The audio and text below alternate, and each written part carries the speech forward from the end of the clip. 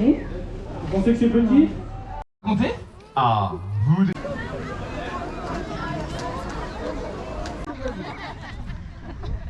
Alors, il faut quand même pas se fier à...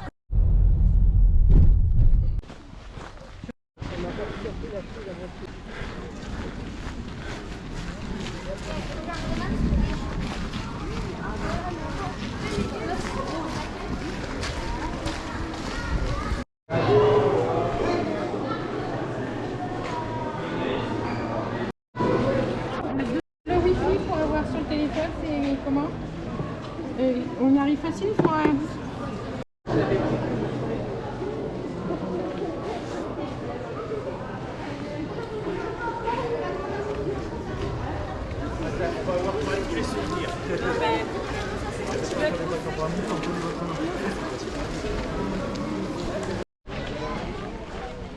Pas de ticket. Ah, ça va donner ça?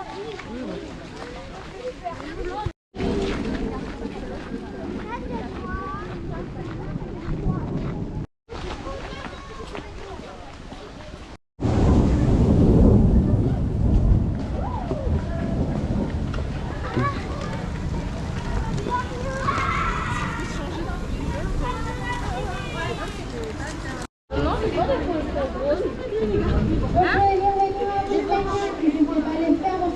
À la cité des enfants. Il y a les films moins têtes au planétarium qui va commencer dans quelques minutes.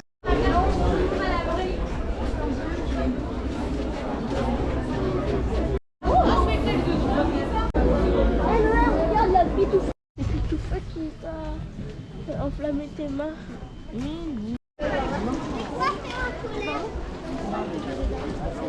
Maman, c'est toi. Maman, il a plus. Ouais. Tu dois pas avoir de la chance. Ok. Vous pensez que c'est petit? Eh ben allons-y, on va aller voir. Hop, je te redonne ça. Je me focus. La dernière en date, ça va peut-être le plus rapide.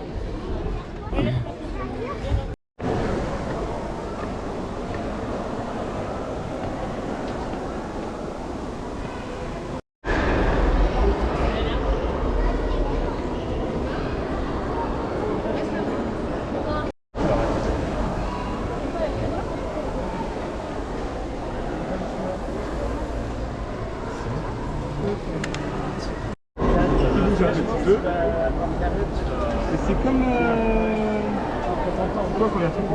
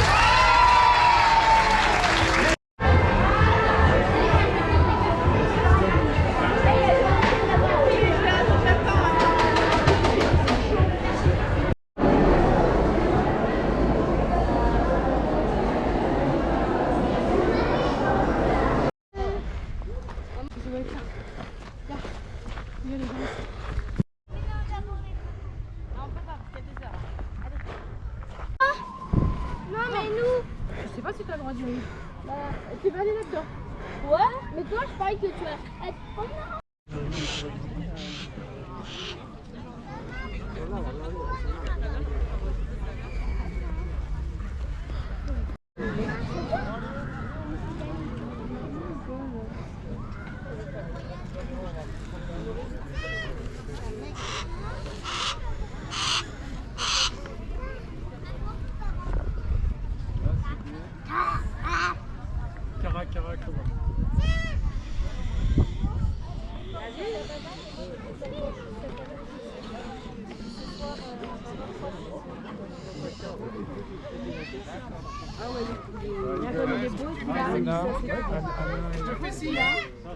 T'as vu?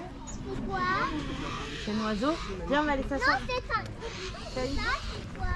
Je sais pas. Moi, je vais m'asseoir. Deux pareils. Ouais.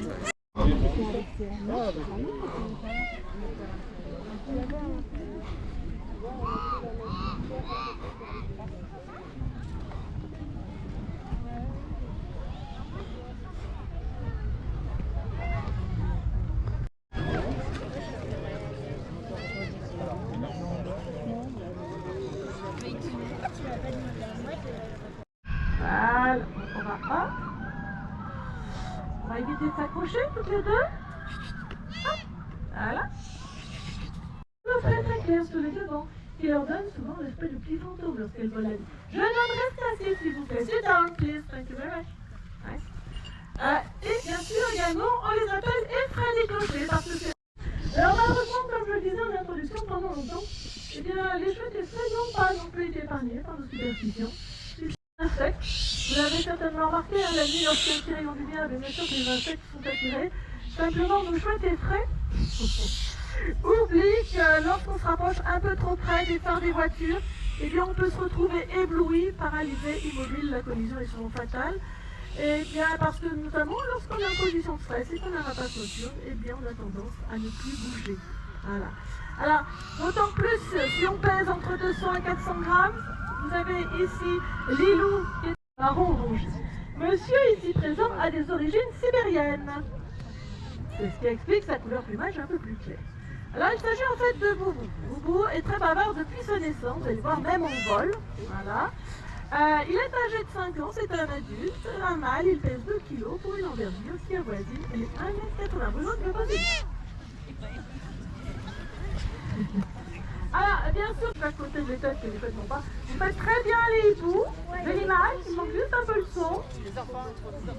Alors, pour la dernière fois, je vais demander aux enfants, notamment, de rester assis.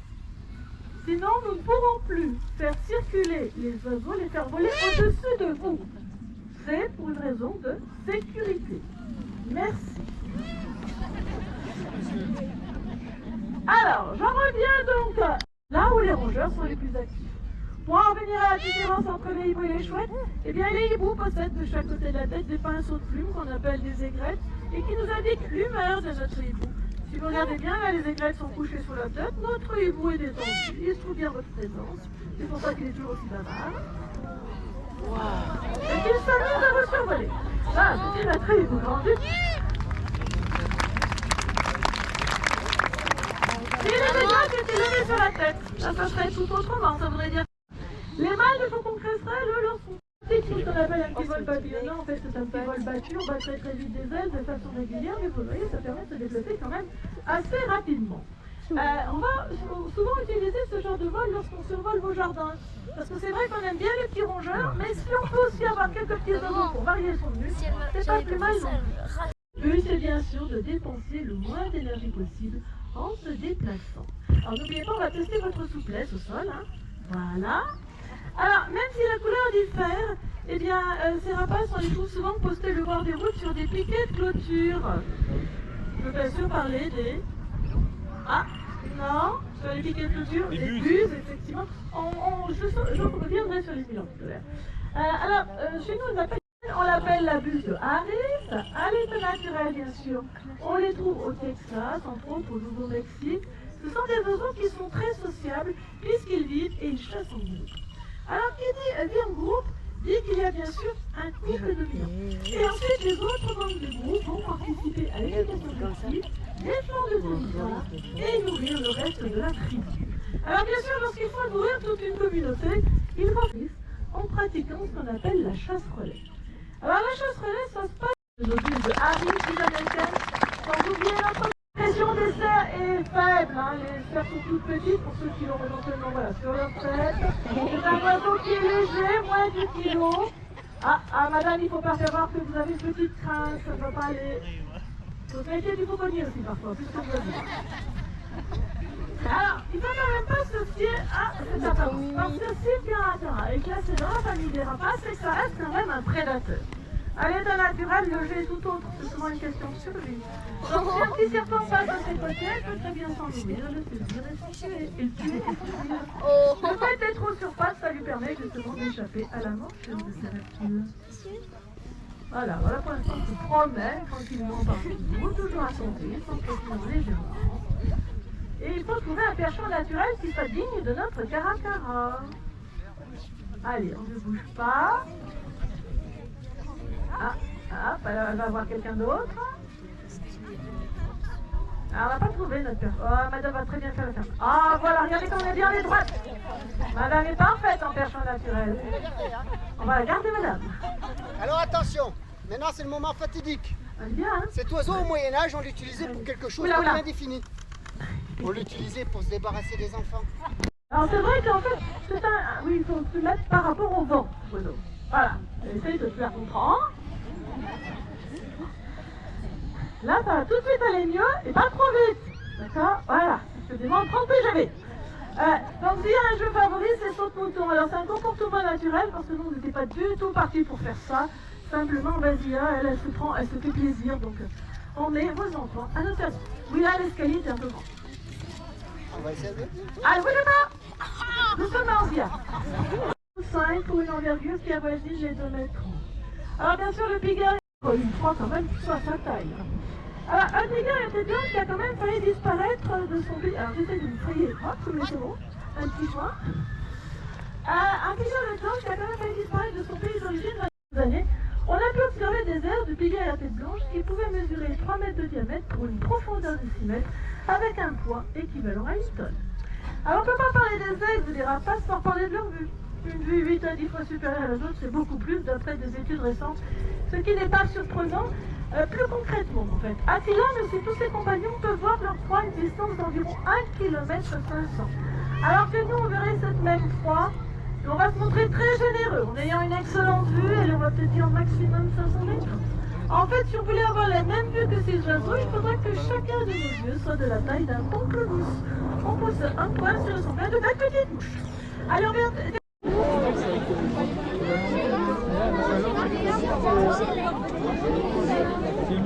Dévoilé là.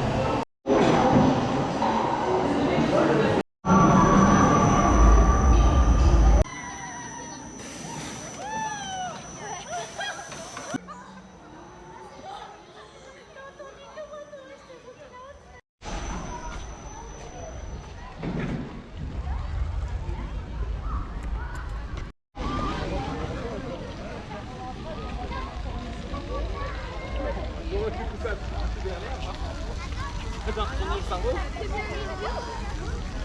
Attends, retourner le cerveau.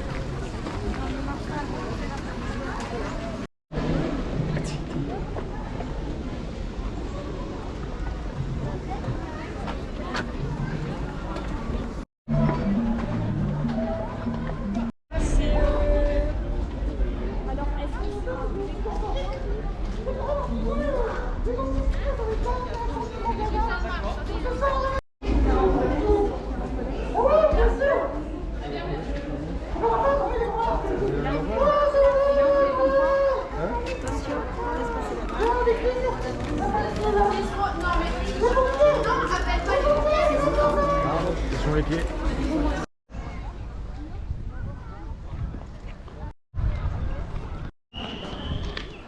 Ouais. Je me file 300 balles et je me casse.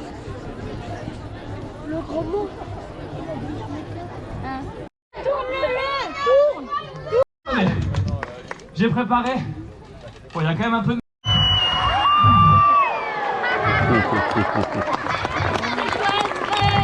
Réalisé par un professionnel.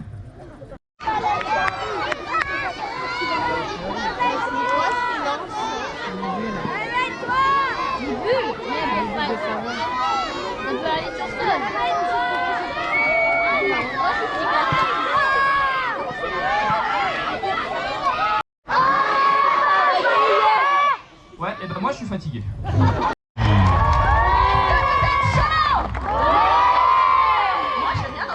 Est-ce que vous êtes chaud? Bah oui, vous m'avez dit que c'était vous. Comptez? Ah, vous voudriez donc tout savoir, jeune Jean-Michel.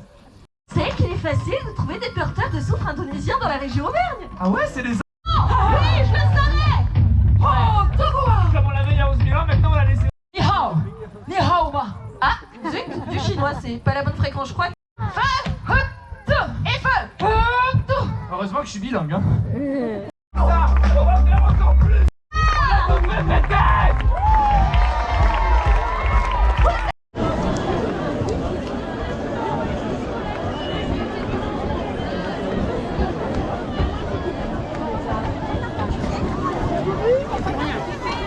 Comment il va?